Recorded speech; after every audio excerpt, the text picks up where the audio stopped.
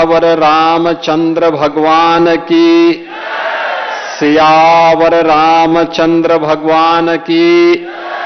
भारत माता की, भारत माता की। वंदे वंदे वंदे। श्री हनुमान जी महाराज की। नमः पार्वती पतिये हर हर।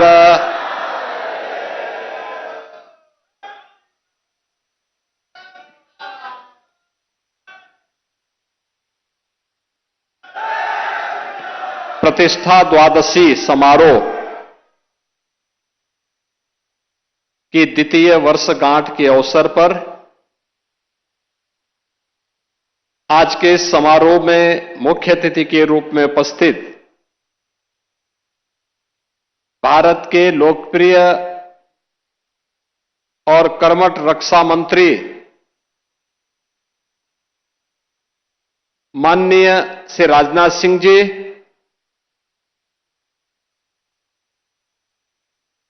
उत्तर प्रदेश सरकार में वरिष्ठ मंत्री और अयोध्या के प्रभारी मंत्री श्री सूर्य प्रताप शाही जी, मंच पर उपस्थित पूज्य संतजन, जगतगुरु माधवाचार्य स्वामी विश्व प्रपन्ना तीर्थ जी महाराज, जगतगुरु रामानुजाचार्य स्वामी श्रीधराचार्य जी महाराज, जगतगुरु स्वामी राम दिनेशाचार्य जी महाराज, पूज्य स्वामी विदेही वल्लभ शरण जी महाराज,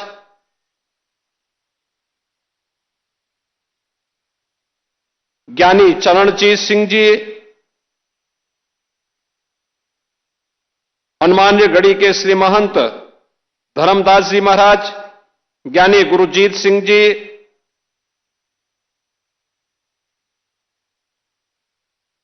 श्री राम जन्मभूमि तीर्थ क्षेत्र ट्रस्ट के महासचिव और जिनका उद्बोधन आपने अभी यहां पे सुना है, श्री चंपत राय जी, श्री राम जन्मभूमि मंदिर निर्माण समिति के अध्यक्ष श्री नृपेंद्र मिश्र जी, श्री राम जन्मभूमि तीर्थ क्षेत्र के न्यासी महंत दिनेन्द्र दास जी महाराज, महापौर अयोध्या महंत गिरीशपति त्रिपाठी जी, जिला पंचायत अध्यक्ष श्रीमती रोली सिंह जी, मान्य विधायक गण श्री वेद प्रकाश गुप्ता जी, अमित सिंह चौहान जी, चंद्रभानु पासवान जी, रामचंद्र यादव जी, अभय सिंह जी, आज के इस समारोह में उपस्थित सभी पूज्य संतजन, श्री राम जन्मभूमि तीर्थ क्षेत्र न्यास से जुड़े हुए हमारे सभी पदाधिकारीगण, उपस्थित सभी भक्तजन और उपस्थित बहन और भाइयों,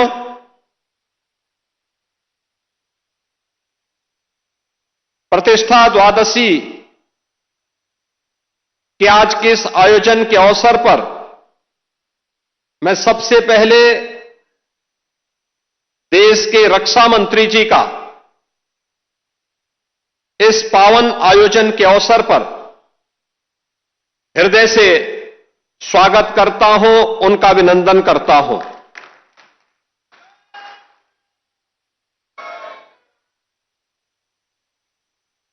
माननीय रक्षा मंत्री जी ने उत्तर प्रदेश के मुख्यमंत्री के रूप में कार्य करते हुए भी और उत्तर प्रदेश सरकार और संगठन के विभिन्न दायित्वों का निर्वहन करते हुए श्री राम जन्मभूमि आंदोलन में उनकी प्रत्यक्ष भूमिका रही है और इसीलिए आज 500 वर्षों के बाद श्री राम जन्मभूमि पर प्रभु रामलला का विराजमान होना, मंदिर का यह भव्य स्वरूप देख करके वह अत्यंत अभिभूत हैं, आनंद की अनुभूति कर रहे हैं, गौरव की अनुभूति कर रहे हैं। और चूंकि उन्होंने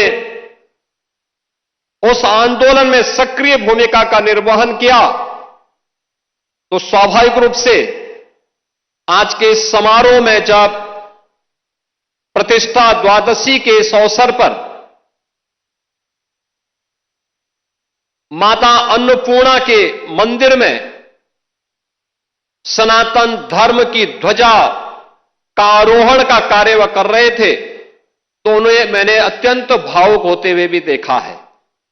मैं इस अवसर पर उनकी उपस्थिति के लिए उनका उत्तर प्रदेश सरकार की ओर से और उत्तर प्रदेश के वासियों की ओर से, उत्तर प्रदेश की जनता जनार्दन और सेवी राम भक्तों की ओर से हृदय से अभिनंदन करता हूं। बहनों और भाइयों, स्वतंत्र भारत के बाद श्री राम जन्मभूमि आंदोलन के अनेक पड़ाव अयोध्या ने देखे हैं। अयोध्या जिसके नाम से यह एहसास होता है कि यहां कभी युद्ध नहीं हुआ, यानी कोई भी दुश्मन यहां के शौर्य से, यहां के वैभव से, यहां के पराक्रम के सामने कभी टिक नहीं पाया।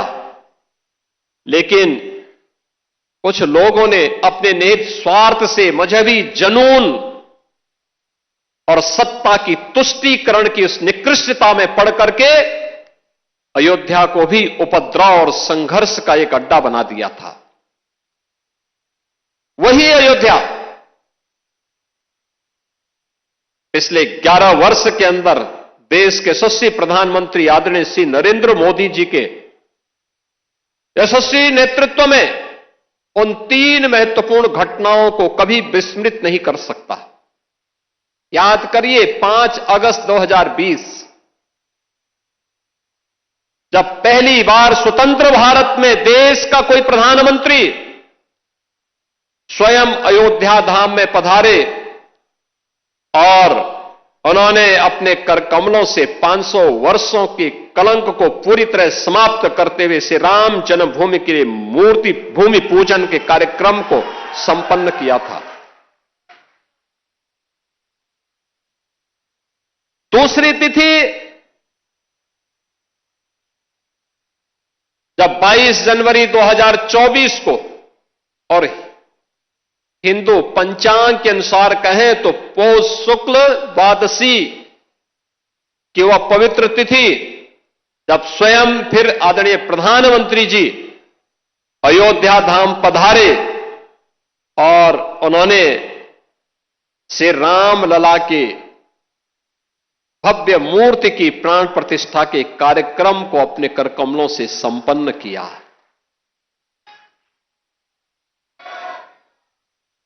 तीसरा,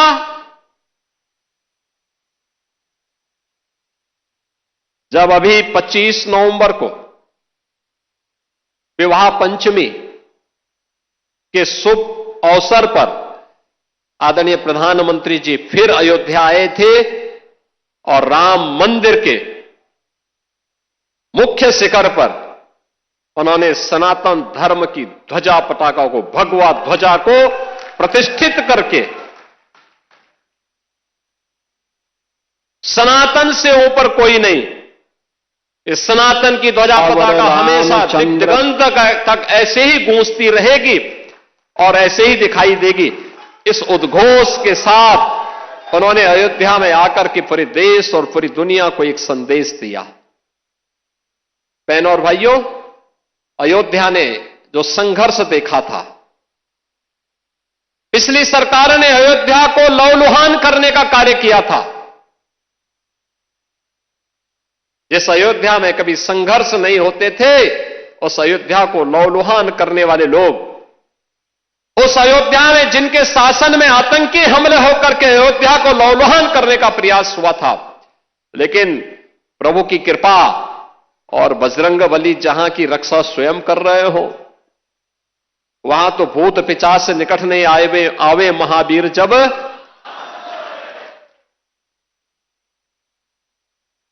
हनुमानगढ़ी में भगवान यानी हनुमान जी महाराज स्वयं विराजमान है। कैसे कोई आतंकी यहां घुस जाता, जैसे ही उन्होंने दुस्साहस किया था 2005 में, याद करिए कैसे पीएसी के जवानों ने ठक ठक ठक ठक करके वहीं पे उनको मार गिराया। अयोध्या तो संदेश देती है और उसी संदेश को आगे बढ़ाने के लिए अब आप देखते होंगे देश और दुनिया का कोई भी ऐसा श्रद्धालु नहीं, सनातन धर्मावलंबी नहीं, जो अब अयोध्या आकर के दर्शन करके अभिभूत न होता हो। 1 लाख एवरेज अगर हम लोग देखें पिछले 5 वर्ष के अंदर 45 करोड़ से अधिक श्रद्धालु अयोध्या धाम में आया है, जहां पर पहले कुछ लाखों में लोग आते थे। याद करिए 17 के पहले न बिजली थी, न पानी थी, न स्वच्छता थी, न सड़क थी, न कनेक्टिविटी थी, कोई सुविधा नहीं थी, सुरक्षा की भी व्यवस्था नहीं थी, और कोई जय श्री राम बोलता था तो उस पर लाठी जरूर पड़ जाते थे, गिरफ्तारियां हो जाती थी। आज तो आप देश में जाइए, राम राम बोलिए, जय श्री राम बोलिए, और अब तो भारत सरकार की योजना भी जी राम जी के नाम पर ही आ गई है, जो रोजगार की सबसे बड़ी स्कीम बनने जा रही है। कोई भी बेरोजगार व्यक्ति जब आएगा और कहेगा कि मुझे रोजगार चाहिए अपनी ग्राम पंचायत में, साल में 125 दिन का रोजगार की गारंटी उसको उसके गांव में मिल जाएगी, तो जी राम जी हो गया। बहनों और भाइयों, अयोध्या आज दुनिया की पहली सोलर सिटी, भारत की पहली सोलर सिटी के रूप में अयोध्या आ गई है। सूर्यवंश की राजधानी, पहली सोलर सिटी। अयोध्या में अंतर्राष्ट्रीय एयरपोर्ट महर्षि वाल्मीकि के नाम पर। रेलवे की डबल लाइन के साथ अयोध्या नाम जुड़ गया है। बेहतरीन कनेक्टिविटी अयोध्या का, लखनऊ से, गोरखपुर से, प्रयागराज से, काशी से, हर ओर से। अब अयोध्या में क्या नहीं है। जिस अयोध्या में सिंगल लेन की सड़कें थी, आज चारों ओर से 4 लेन की सड़कें। और कोई भी श्रद्धालु आता है, किसी भी सीजन में आए, आराम से दर्शन करता है, अभिभूत होकर के, मस्त होकर के फिर जाता है, अभिभूत होता है। और हमारी पीढ़ी सचमुच सौभाग्यशाली है। कई पीढ़ियां, 500 वर्षों के इतिहास को जब हम देखते हैं, 500 वर्षों के इतिहास को जब हम देखते हैं, याद करिए 1526 से लेकर के 1528 से लेकर के 1992 तक, और 1992 से लेकर के उसके उपरांत भी अयोध्या में हर 20-25 वर्ष के अंदर कोई ना कोई बड़ा संघर्ष राम भक्त करता था राम मंदिर को वापस लेने के लिए। लगातार संघर्ष करता रहा, कभी बैठा नहीं, रुका नहीं, झुका नहीं। उसने सत्ता की परवाह नहीं की, उसने दमन की परवाह नहीं की, उसने गोलियों और लाठियों की परवाह नहीं की। वो लड़ता रहा और उस संघर्ष का परिणाम हमारे सामने था।